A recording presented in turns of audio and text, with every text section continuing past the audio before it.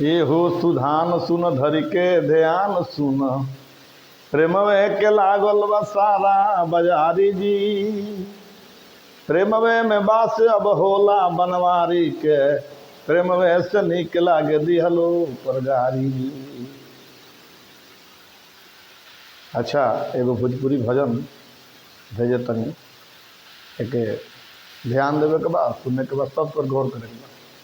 कि जैसे गोरी निकल आगे ना ए बाबू, कि जैसे गोरी निकल आगे ना, अरे सिंगार के बिना, अरे वैसे जिंदगी बेकार बाटे प्यार के बिना, वैसे जिंदगी बेकार बाटे प्यार के बिना। आजकल के प्यार ना, साहित्य के जानकार हो समझ ई बात के।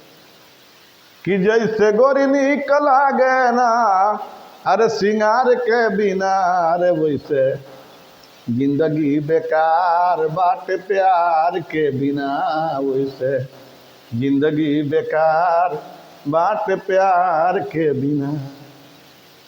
पखिया रहिती तो उड़ चली जैती, हनुमान ऐसन सीना फाड़ के देखती।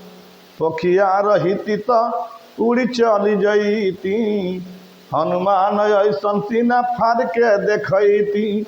कि जैसे राधा निकल आगे ना, कि जैसे राधा निकल आगे ना, अरे मुरार के बिना, अरे वैसे जिंदगी बेकार बाटे प्यार के बिना, वैसे जिंदगी बेकार बाटे प्यार के बिना, वैसे जिंदगी बेकार बाटे प्यार के बिना।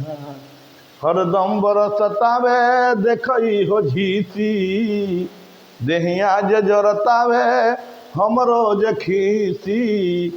हरदम बरसतावे देखई हो झीसी, देहिया जे जरतावे देखई हो खीसी। कि जैसे राधा निकल आगे ना, मुरार के बिना, रे वैसे जिंदगी बेकार बाटे प्यार के बिना। कि जैसे सावन निकल आगे ना, फुहार के बिना, रे वैसे जिंदगी बेकार बाटे प्यार के बिना, वैसे जिंदगी बेकार बाटे प्यार के बिना, वैसे जिंदगी बेकार बाटे प्यार के बिना, वैसे जिंदगी बेकार बाटे प्यार के बिना।